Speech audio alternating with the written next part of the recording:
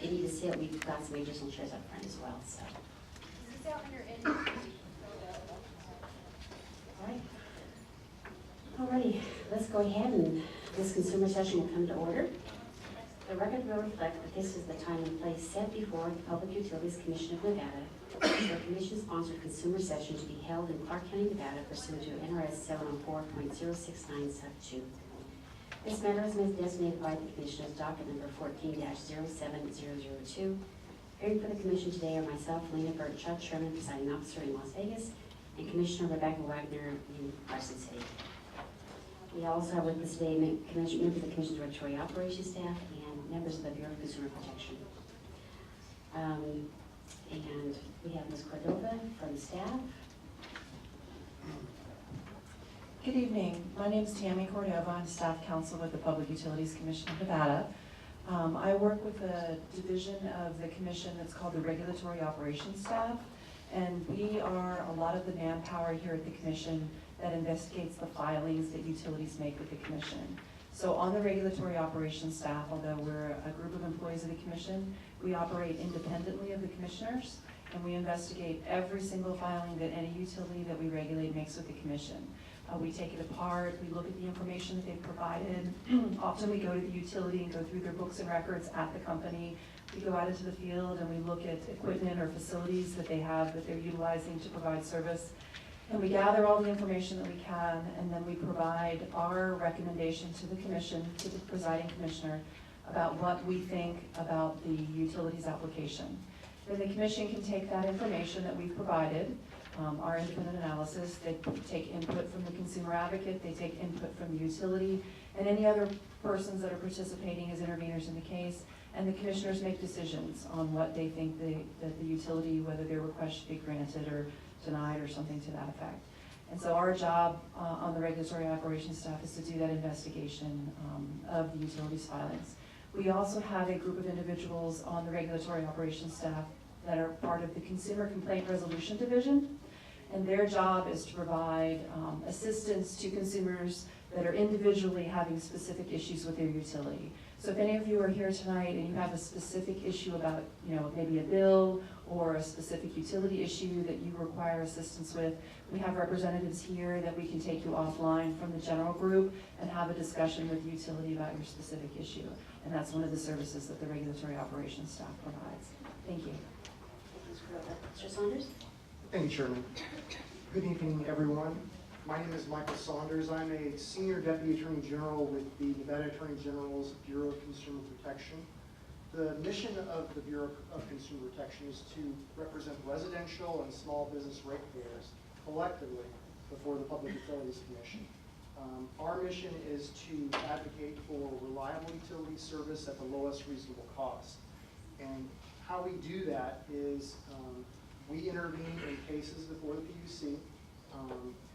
I have a team of accountants, engineers, economists, and other lawyers, and we analyze and audit the utilities filings, and we subsequently present recommendations to the Public Utilities Commission for its consideration in cases. And that's, in a nutshell, what we do.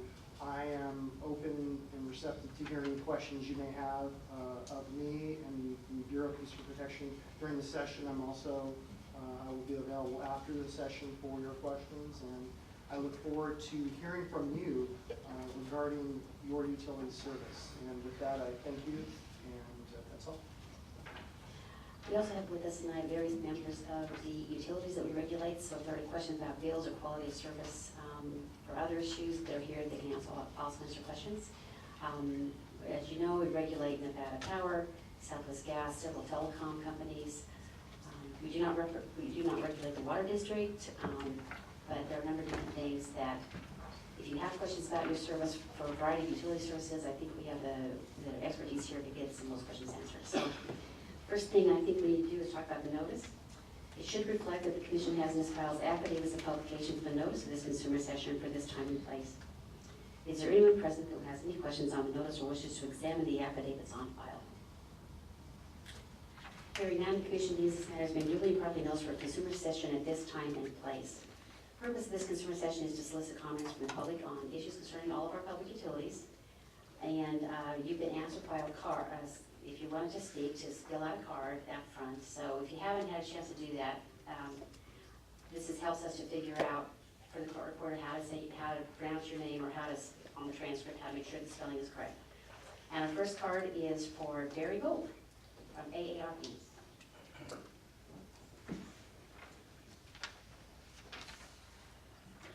Thank you. Good evening, Commissioner. My name is Barry Gold. I'm the Director of Government Relations for AARP Nevada. AARP is fighting for consumers to help save money on their utility bills. NV Energy, in the current pending rate case, is proposing to increase the basic service charge by more than 50%. This means you would have to pay more than $15 before you even turn on a light. This increase will disproportionately affect seniors, low-income, and low-usage customers. If the PUC approves this increase, then NV Energy will have the second highest basic service charge in the West, according to one source. We urge the PUC to say no to this 50% increase in the basic service charge. We have all heard that NV Energy is asking for approximately $20 million increase that will result in about a 1.8% rate increase. This has been advertised as the lowest increase in over a decade. What many people has not heard is that the PUC is considering to include what is called acceleration of undepreciated cost recoveries for closing coal plants. If this occurs, the total rate increase could be as high as $80 million. That's 4 times as much as what NV Energy has asked for, which could result in a rate increase as high as 7.2%. Our question is, why should ratepayers have to pay up to 4 times as much as NV Energy has asked for in their filing? Why should the PUC give potentially $60 million in additional dollars to NV Energy that they have not even requested? An extremely problematic component of the rate case would allow for a prepayment option for electricity called FlexPay. Since you don't have to pay a deposit to join that, this could be a very popular option with low-income customers. However, the way the program works, when your prepaid balance hits 0, your electricity would be shut off and you'd lose many of your current protections under the Consumer Bill of Rights. Another problem is you cannot be part of the equal payment program if you sign up for prepay. Prepaid customers pay in advance, and they'd have to pay for huge electricity costs in the summer and have to keep track of their balance. Someone on a fixed income probably would not be able to keep up during hot summer months. Personally, I wouldn't want to have to worry whether I have $50 in my electricity bank, or $5, or 50 cents, and how close I was going to run out, and have to pay attention to that. I don't want to come home and find out my electricity has been shut off because my bank has run out. NV Energy says part of the program, they'll text or email you when your balance is getting low, but a lot of people may not check as often as needed. Some experts have called this second-class utility service. You pay in advance, and there's even a small additional charge. If people use credit cards, they end up with possibly extra fees and interest. What this really does is give NV Energy your money in advance and lets them shut you off more quickly with less notice. AARP Nevada supports the Bureau of Consumer Protection's motion to strike FlexPay from the current rate case and move it to an investigatory docket. This is a bad idea and should be rejected as FlexPay by the PUC. NV Energy is also asking for a return on equity or profit of 10%. While the rest of us are struggling, why should they enjoy such a large profit? If the authorized return on equity was lowered to a more reasonable level, the $20 million rate increase they're asking for could be lowered. So on behalf of the more than 300,000 AARP members across the state, we strongly urge the PUC to reject the 50% increase in the basic service charge, to not include accelerated recovery costs for coal plants, to say no to any prepay options, and to allow for only a reasonable return on equity. Thank you very much. Thank you, Mr. Gold. I next have Pam Stuckey, S-T-U-C-K-E-Y. Did I say that correctly? Yes, you did.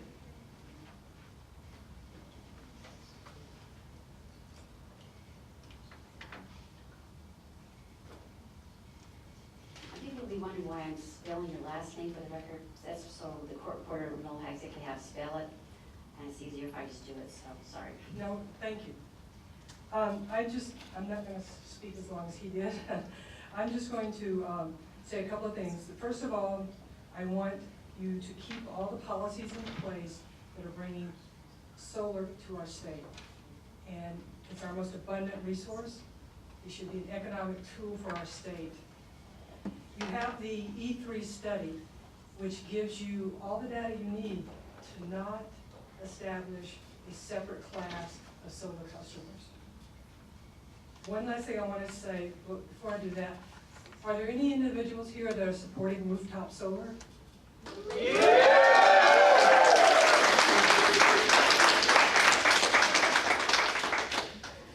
Without taking into consideration the positive effects on our lives of reducing carbon emissions from fossil fuel energy, how can a public utility justify a separate or higher rate for solar? Thank you. Jane Feldman, F-E-L-D-M-A-N. Good evening, Commissioner. My name is Jane Feldman, and I am the spokesperson for the Sierra Club tonight. I'm the energy chair for the Sierra Club's Toyabe chapter. First of all, I want to present the Commission with over 470 petition signatures calling for stronger energy efficiency programs and a more robust net metering program. So we have a printout with all the names of the folks who have signed this new petition that we circulated just in the past week or so. As you might be aware, the Sierra Club has been working for the last few months already now to gather and demonstrate grassroots support for energy efficiency. We have already presented over 2,000 petition signatures to the State Legislative Committee on Energy. For today's consumer session, we have over 476 signatures on a new petition from people who are interested in having both strong energy efficiency programs and a more robust net metering available to us across the state. And you can tell from all the turnout at this event tonight that there are a lot of people here that are interested in strong net metering, rooftop solar, as well as energy efficiency programs. It's really exciting, actually. It's of utmost importance to us that both energy efficiency programs and net metering programs should be fully available at strong, meaningful levels that allow us as ratepayers to make clean energy choices without burdensome fees. We understand that energy efficiency is the cheapest, cleanest source of energy. Efficiency creates local jobs in manufacturing, construction, research, and design. Efficiency is the least expensive way for us as ratepayers to reduce both our energy bills and our consumption of fossil fuels, while at the same time making our homes and businesses more comfortable and more healthy to live in and work in. An additional consideration is that a strong net metering program can have a significant impact on our state's transition away from polluting coal and natural gas. As the recent net metering study that you commissioned from Environment and Energy Economics, the E3 study that was just mentioned, demonstrates, the benefits of net metering are significant for all customers. For customers who have net metering and for customers who do not yet have their own net metering system. As the cost of solar panels continues to fall, we should look forward to expanding the current 3% cap on net metering to a much higher number so that anyone, any homeowner or business owner who wants to add solar panels is able to do so. We can move Nevada closer to an energy economy that is based on our unparalleled rich solar resources. As Nevada deliberates on a plan to comply with the proposed new federal carbon rule, stronger energy efficiency programs and net metering programs can play a key role in achieving the state requirements with the least cost plan for Nevada customers. Energy efficiency and net metering are win-win-win programs in so many different ways. Low-cost energy efficiency programs create jobs and lower bills, while small-scale solar helps replace polluting fossil fuels. It's clear that rooftop solar and energy efficiency perfectly complement each other. Now is the time to significantly expand Nevadans' access to both energy efficiency and distributed generation. Thank you. We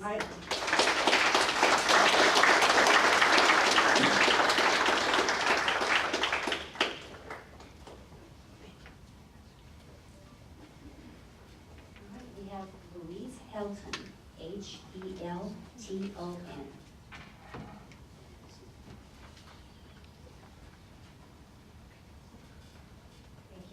Commissioner. I'm here tonight to ask for you to preserve net metering in its current form and to please be a guardian for the solar industry as we develop this nascent industry in this state. We know that up until recently, there's been a steady drumbeat of rhetoric letting you know that solar has been a very bad deal for the ratepayers. And everyone was just ready for the E3 report to come out and prove that that was exactly what was happening. And as you know, that is not what the E3 report was able to spell out. It actually said that it was good for the ratepayers. But unfortunately, there's been a lot of damage done with information that's already been spread that has, I think, given people a colored idea of what net metering really is going to do or has done to the ratepayers of our state. I want to also point you to another study, the laser study that was published by the Lufkin Institute at the UCLA, from UCLA at the behest of the city of Los Angeles. The laser study has actually demonstrated how positive rooftop solar is for the community. What they've actually been able to demonstrate was that if you would have 150 megawatts of rooftop solar, it would take care of 32,000 homes. It would provide 4,600 jobs, and it would attract over $500 million in private investment. I think at this critical time in the economic recovery of our state, we could use that kind of shot in the arm. If you don't protect net metering, we would be very much at a crossroads of endangering the development of this very wonderful industry that we're developing here in our community, that of distributed generation and rooftop solar.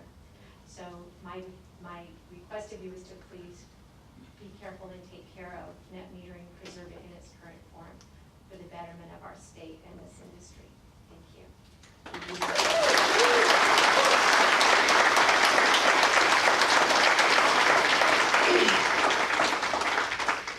Next is Scott Shaw, S-H-A-W. Thank you, Madam Chairman. My name is Scott Shaw, and not only here as a Nevada ratepayer, but also as the Director of Research and Development for a local solar company that has been steadily growing from year to year since 2010.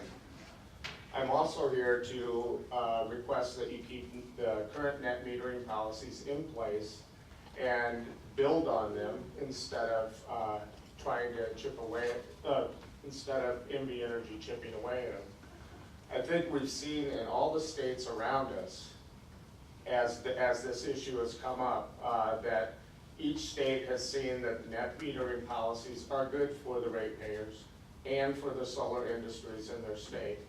It's been frustrating to see the states around us grow their green economy, so to speak.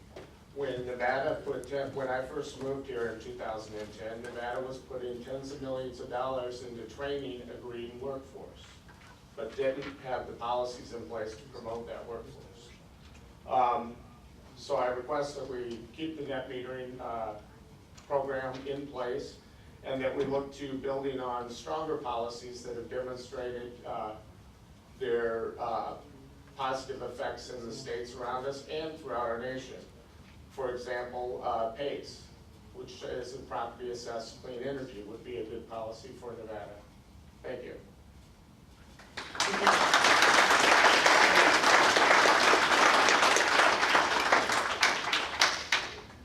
have Zahira Romero. Did I say that properly? Zahira Romero. And Romero is R-O-M-E-R-O. Good afternoon, everyone. My name is Zahira Romero. I'm a proud product of Clark County School District. I am 19 years old and from Las Vegas. With classes resuming in a couple of days, I attend CSN. I plan on majoring in biology science to pursue a career as a forensic pathologist.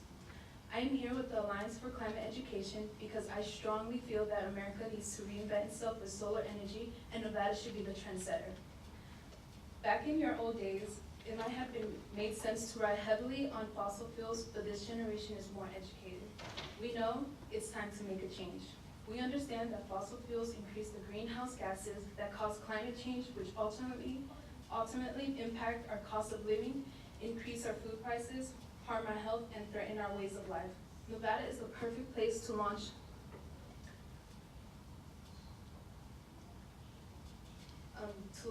solar in big ways. We live in a desert. We live in a desert, let's focus on our strength. Solar energy is renewable and reliable. We should be known for our casinos and solar power. But this is just not about solar power. It's also the power of young Americans. We're punching the earth right in the stomach with fossil fuels. You had a green America. Will I have one? Your voice has been heard. Will you hear mine? Let me decide my future. It's time we move forward with the renewable resource of solar power and young adults. Thank you.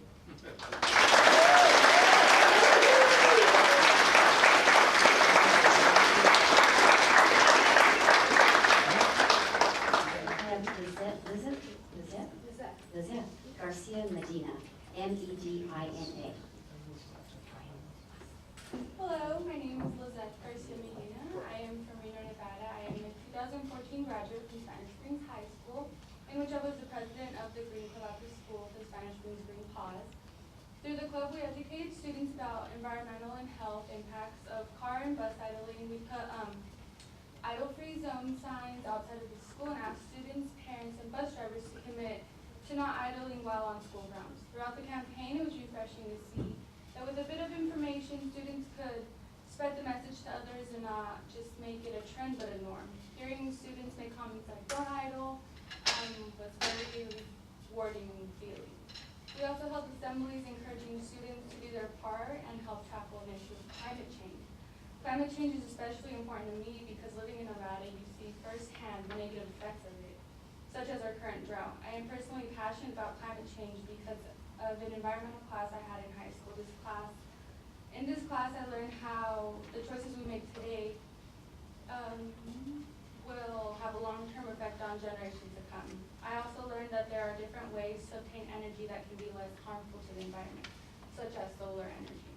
Choosing solar energy is not only a big step towards solving climate change, but it can also save tens of thousands of gallons of water used to produce traditional energy.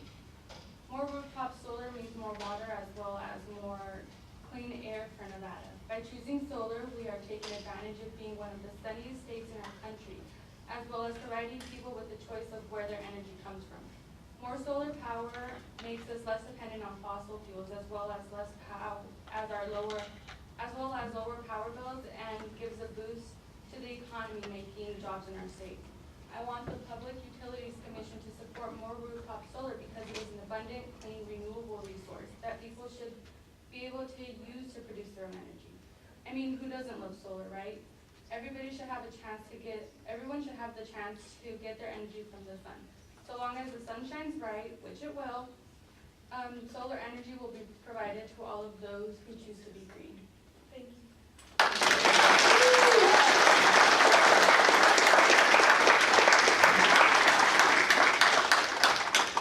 We have Cassandra Rice, RICE.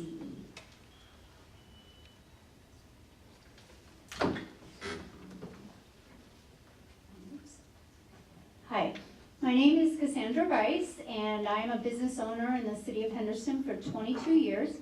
This January, we just put solar up on our roof of our business, and it provides us with about 40% of our energy use. And I am a big supporter of it. I really believe that it's something we have to do, not just because of climate change and all the different things that we mentioned here, but because it will be good for our economy, and it gets people in control of their energy costs, which I think is really important for the massive problem we have in this country with income inequality. Anything you guys can do to help that and help regular people out in controlling their energy costs, we should be doing that because we have a big problem with that. And we also should have Nevada be the king of the solar industry. It just is a no-brainer to me. We should be leading the entire country. I have petitions of 4,335 Nevadans supporting solar and hope that the commission does too. Thank you.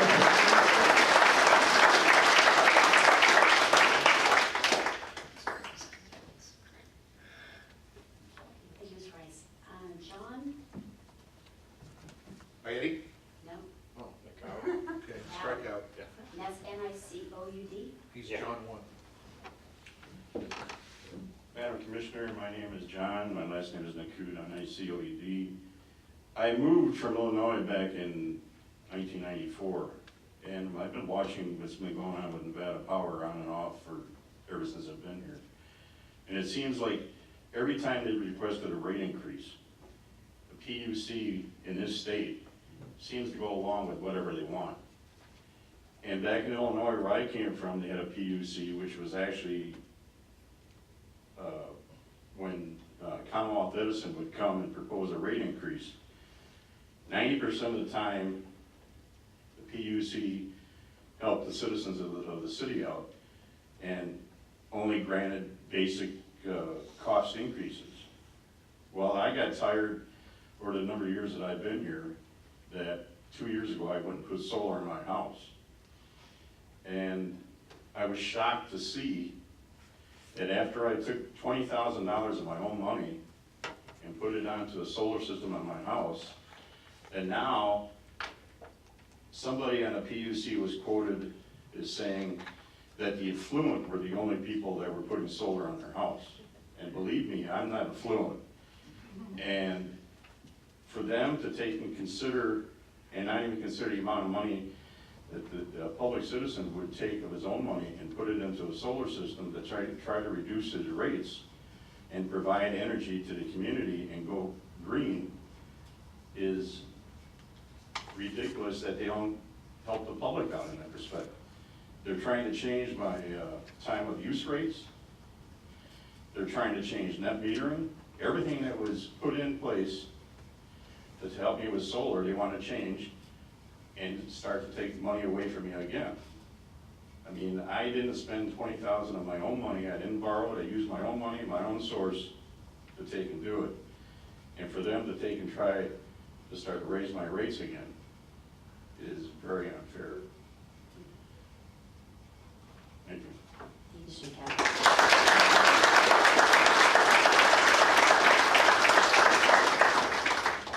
Levon Budding.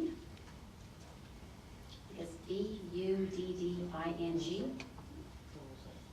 that correct? Hi, it's Lee Vaughn Budding. Good evening.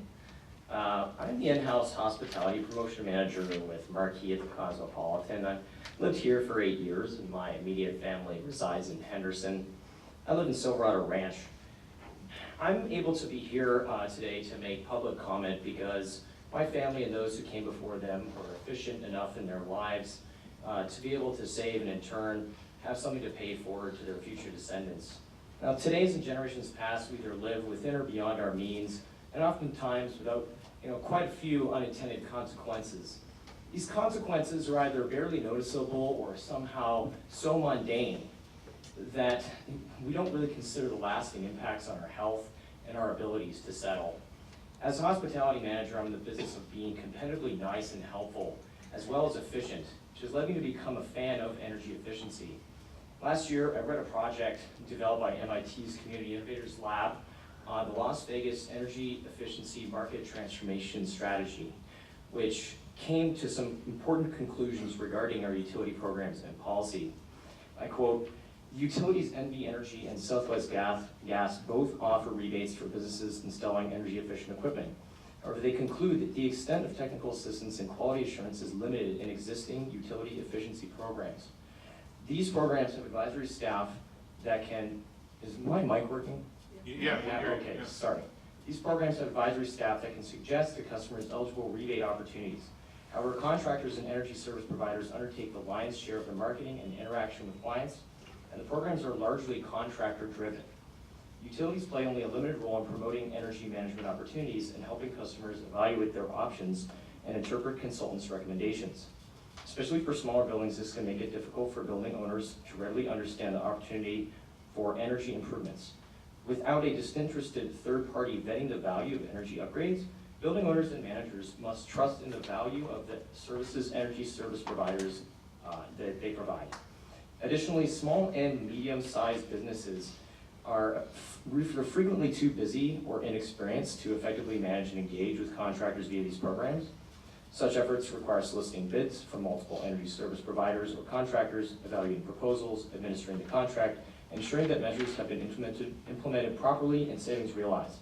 I urge you to consider how we can make a more rigorous assistance program from a third-party program administrator and how they can be helpful in overcoming these barriers.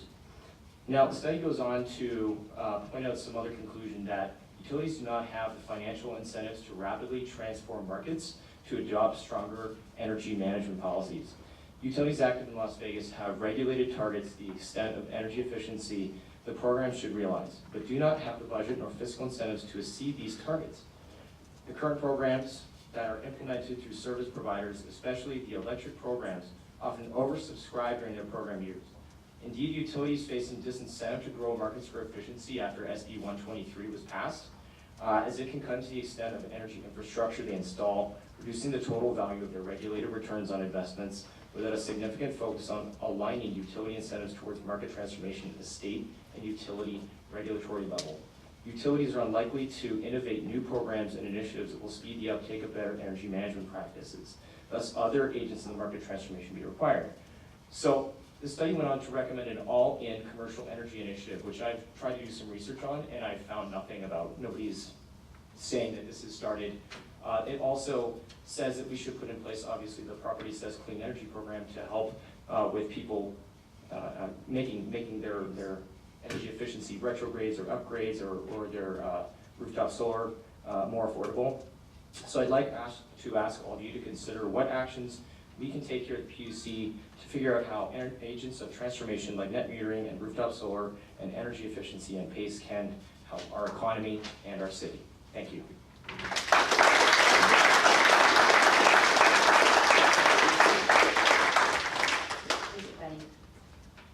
Leonard Willoughby. Willoughby. That is correct. Good evening, Madam Commissioner. I'm here as a consumer. I don't represent any solar or competition, but I do have some concerns about the NV Energy rate increase. NV Energy is basically a monopoly, and they try to kill any initiative that would cause competition, and that would be from various means, via solar, wind, geothermal, whatever. They try to kill it by putting rules and regulations on that consumers cannot overcome. The consumers need protection from any rate increases.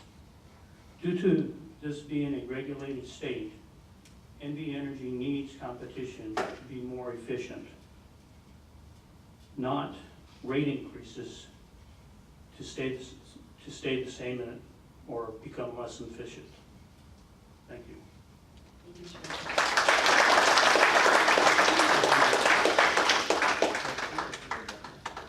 John Bayetti. Yes.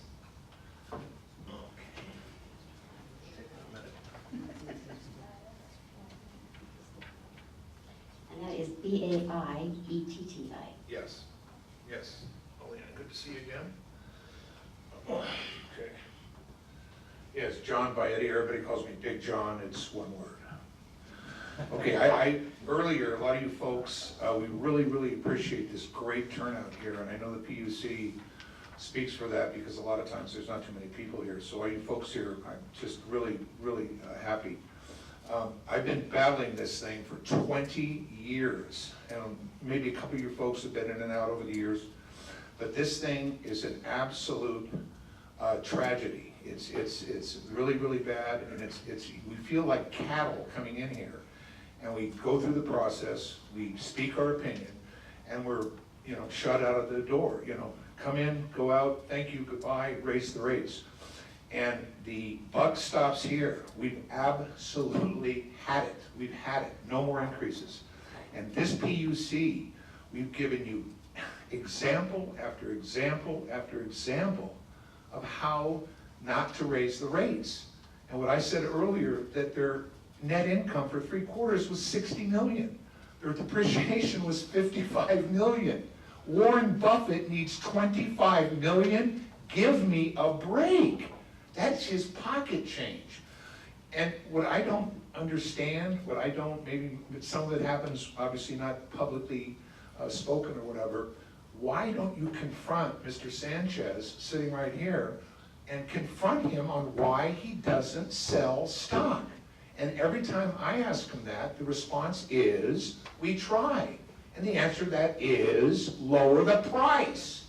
If it's not selling, you have to lower the price. Why don't you borrow the money? You need 25 million, Mr. Sanchez? Go borrow it. Stop this easy, we'll just raise the rates. Their life and death, the blood in their veins is raising our rates. 20 years of doing this, 20 years of listening to people argue about this and argue about that. And we've had some really, really good comments. We've had good ones. Where you people on the PUC trying to protect us can tell Mr. Sanchez, take your income statement, take your balance sheet and redo them. That's common sense. They're showing you statements that they manipulate using derivatives and other techniques. Nobody's accusing them of cheating. Nobody's accusing them of lying. Nobody's accusing them of cooking the books. What we're accusing them is showing numbers that support their position. We need somebody to go through their books and support the position that's not their position, the opposite. Okay? That's what we need. It's common sense. And again, I want to repeat, I asked Mr. Sanchez, who's really a great guy and really available, sir, would you be against having another set of books? Want to have somebody else come in independently? You're a monopoly. This is a monopoly. If you weren't a monopoly, we'd shut up. But you're in a monopoly, okay? Would you be against somebody redoing your books? Answer, silence. I asked him again. I might ask him 3 times. And Mr. Sanchez, who's not a liar, not a storyteller, whatever, if he's going to say something, he's going to say it, you better listen. He didn't answer me, and he won't answer me. And doesn't that really put the proof to the pudding? When you ask somebody a question and they don't answer it, what do you mean you won't show us another set of books? And again, I want to tell you that I asked the head of accounting at UNLV to do this, and they said they would do it for free. We need another set of books, and we need you, Ms. Bertrand, we need you and the other PUC folks here not to let this happen. And I swear to God that the straw has hit the camel's back on this. We are absolutely sick and tired. We have some good ideas, some good options that what we're going to do is we're going to go through the legislature and we're going to pass a law that brings in competition to NV Energy. So we can have 3 companies selling it, not just monopolies. So we want to protect the jobs in NV Energy. We want to protect Mr. Sanchez's job, but we're not going to get run over by a bulldozer with 13 cents an hour. We want the rates reduced to 10 cents. Not raised, not stay the same. We want them reduced. And I want to remind you, I've got 2 companies, and I'll get more on this as this thing develops, 2 companies that will sell us electricity below 10 cents a kilowatt hour.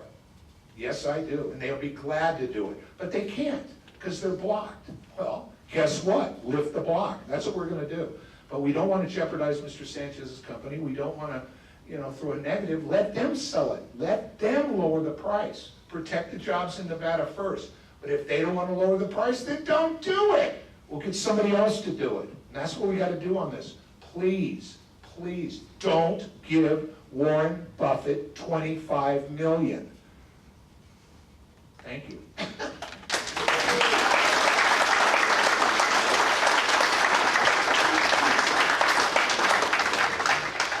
have Vicki Simmons.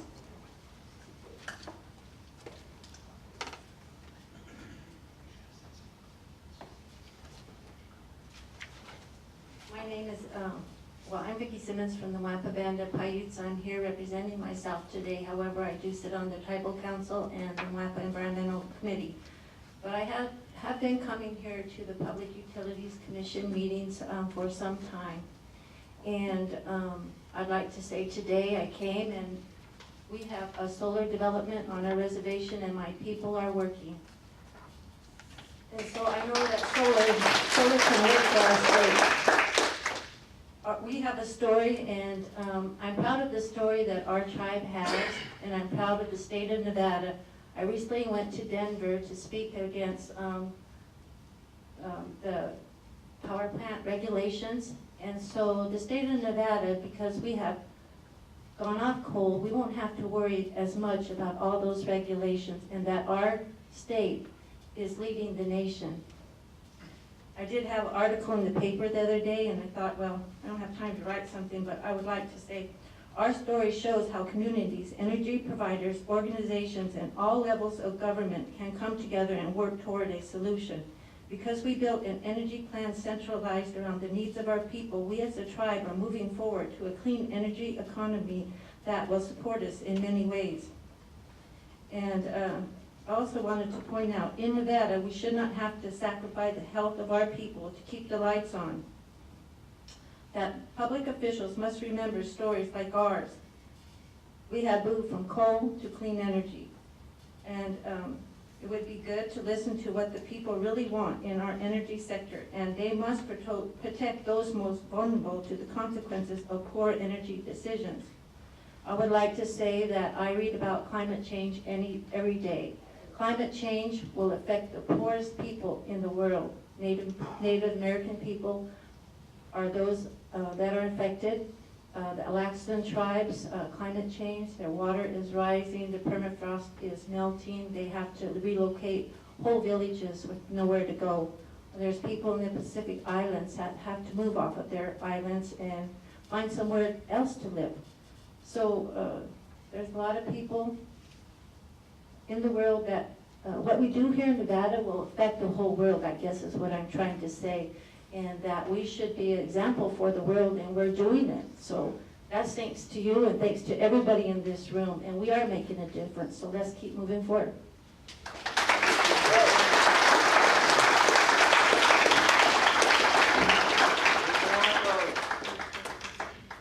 And Angel DeFazio.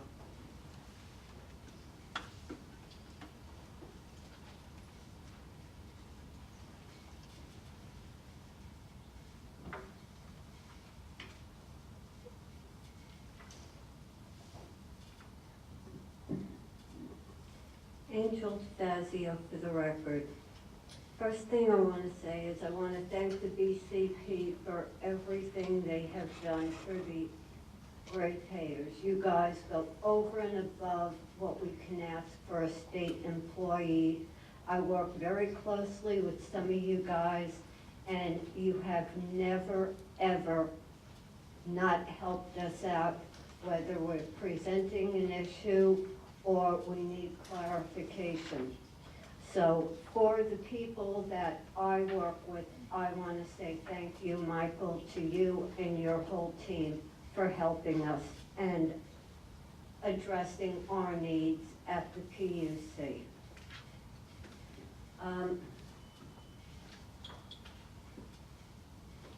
Let's start with my favorite company, NVE. They have deposits that are required to have the power turned on. Not an issue, but they are not fair and just by any stretch of the imagination. According to Rule 13, let's take Sierra Pacific, Electric Number 1, PUCN sheet, I think it's 15 or 45. The estimated average monthly bill will be calculated based on the last 12 months of actual usage at the premise, along with their customer information guide deposits states, any security deposit you make plus accrued interest is refunded to you after 1 year of service, unless the amount of unpaid bills, as long as you have no more than 1 return check, 3 late payments, and no service disconnects. Deposits are based on the historic average monthly bill. If your residence does not have a previous billing history, we will charge $100 per service. So you're penalized for moving into an established residence whereby the prior tenant's power usage is being used to determine your deposit. But if you move into a newly constructed residence, you pay a flat $100. This does not define the difference between an apartment and any size home. How fair is this just and in the public interest? The flex pay option is not acceptable. Currently, you have 3 months to pay off the deposit. What should be offered is that low-income people be offered a 6-month plan to pay off the deposit with verification from the state that they are on welfare or Social Security, rather than having flex pay where they have to keep monitoring their deposit amount, pay credit card interest along with the fees if you make a payment via their telephone pay service. NVE claims that it's the homeowner's responsibility to maintain the housing unit for the meter. They only provide the meter. Here's the problem.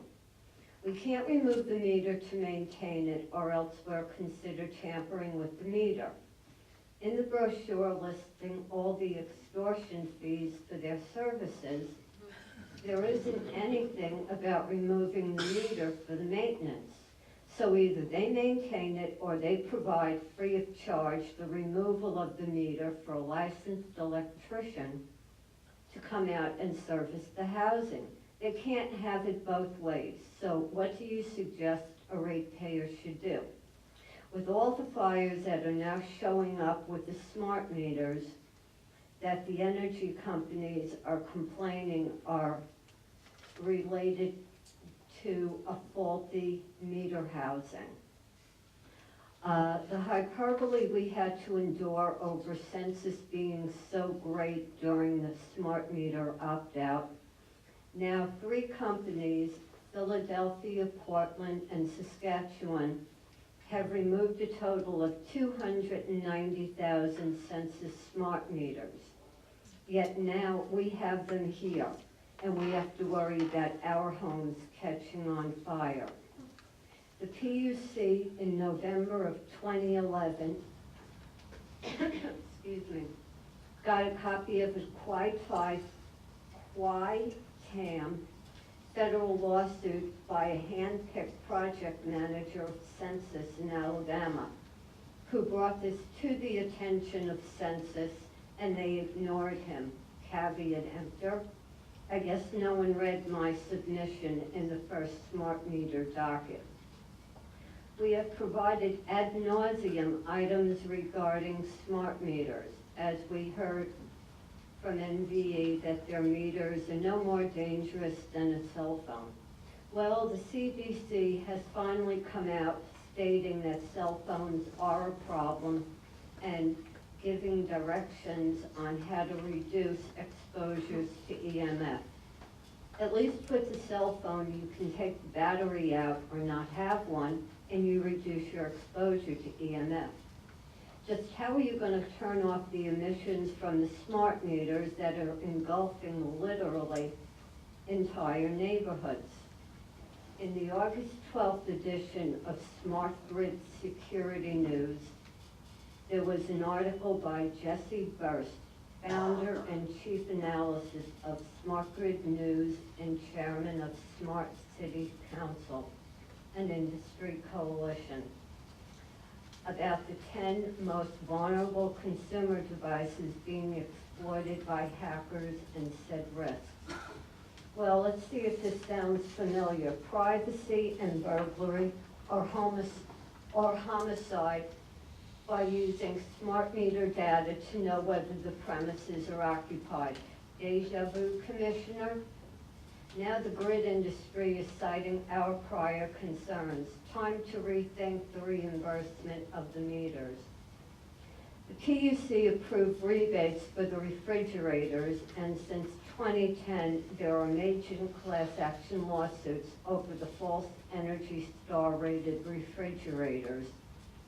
Company like Westinghouse, LG, Whirlpool, etc., where the printed savings were in fact bogus and some actually were using a lot more energy than stated. One company actually unhooked the ice maker to reduce the energy consumption. I sent an email to Sean at NVE asking him if he was going to notify those who got the rebate to verify if the appliance they bought was falsely rated and direct them to the class action attorney. As of this date, as usual, nothing has been responded to. This could have been easily accomplished by just having the information placed on their website as a referral. The PUC, since they approved the rebate, should have this information on their website also. Since we've been forced to pay for rebates for products that people purchase that are in fact deceptively rated, and this is in the public interest, how? All of the lawsuits are memorialized in the supporting documents regarding the August 13th agenda meeting. I have sat here and listened to all the people regarding solar. I could probably state with surety that I am the only one on April 22nd, 1970, who marched to get them the right to have green energy and the EPA. Most of them probably weren't even born in 1970. I have no problem with solar. I think it's a good idea. My concentration for environmental issues is indoor air quality. What I object to is they think that every ratepayer should be paying for their rate rebates and subsidizing it. If it doesn't benefit everyone, nobody gets a check back. Now let's talk about Solar City. I think a couple of them are here right now. With the lease agreement, from what I have seen on their website, any reimbursement, whether it's federal or state, goes to them and you have to sign off on the lease agreement about it. Now, they just issued an IPO just recently, and I am far from a CPA or somebody with a business background, but even I can understand that this is the beginning of a possible Solandra issue. Solar City officials, including Musk's cousin and fellow Obama donors, Lyndon and Peter Wright, acknowledged the company's dependence on government support in its 2012 IPO following. I quote, "Our business currently depends on the availability of rebates, tax credits, and other financial incentives," they wrote. "The expiration, elimination, or reduction of these rebates, credits, and incentives would adversely impact our business." Now, this has nothing to do with the fact that they were sued in March of this year by their stockholders, along with the fact that Solar City is now under investigation by the IRS about their quote-unquote cost per panel, along with the Treasury Department. Now, if this company is going to be coming here, getting state rebates that the ratepayers have to pay for, then we need to know whether they are financially stable. We need to know, with this 20-year lease that they are forcing people to sign, are they going to be around in 2017 when the federal subsidies go from 30% down to 10%? I don't care who your CEO is or your chairman, but where is the money going to be coming from? It's not coming from us, Commissioner. We are tired of subsidizing every program that people come up with. You can't have the poor subsidizing the poor. You can't go forward and say, oh, we want solar for low income. that's fine. Let the solar companies set up a nonprofit foundation, let them donate the money to that, and then they can build that. But Nevada ratepayers are tired of being taken to the cleaners. And all these incentives that go to a company need to stop. Our rates will drop when we stop subsidizing every Tom, Dick, and Harry's idea. Thank you.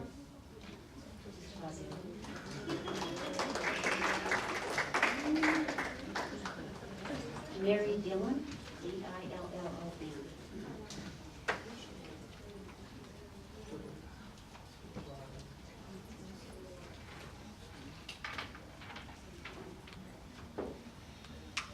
Good evening. My name is Mary Dillon, D-I-L-L-O-N, and I'm here to speak out against a rate increase, another one in less than 2 months.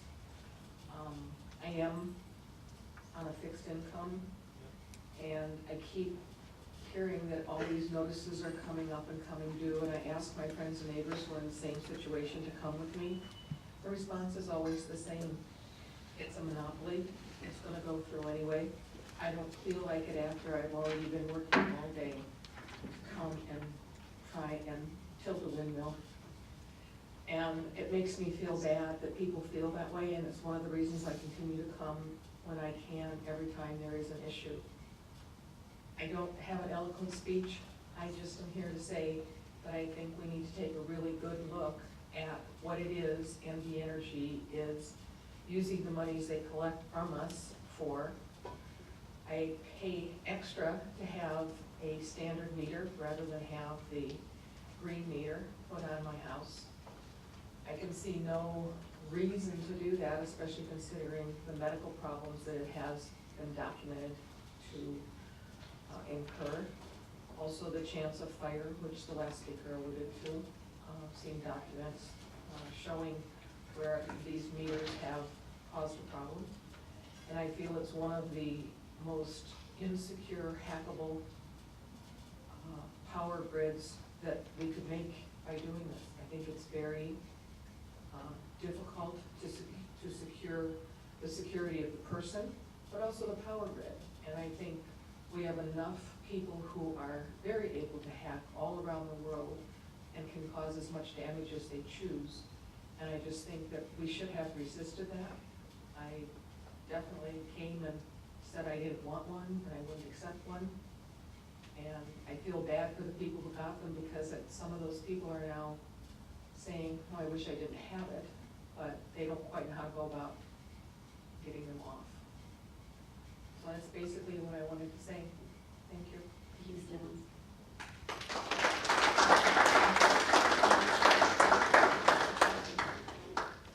Fred Volz, V-O-L-Z-Z.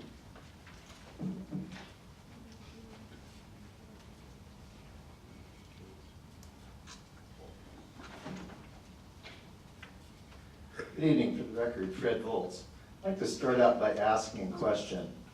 Why should hundreds of thousands of ratepayers who already conserve energy or are low-income households be forced to subsidize a few thousand individuals who can afford to participate in renewable and energy-efficient programs on their own? In other words, should the poor pay for the relatively well-to-do's optional fancies? If they are genuinely viable, these efforts should not be subsidized by those struggling to survive economically in our state. The sad reality is that none of the prominent solar companies, including Phoenix Solar, where the current MVE chairman president hails from, SunPower, Solar Universe, Sungevity, Sunrun, Marengo, and Solar City, none of them are consistently making money. What does that portend for the long term when some of these companies go out of business and can't maintain leased systems? Maintenance will have to revert to the property owners, or the systems will simply fail altogether.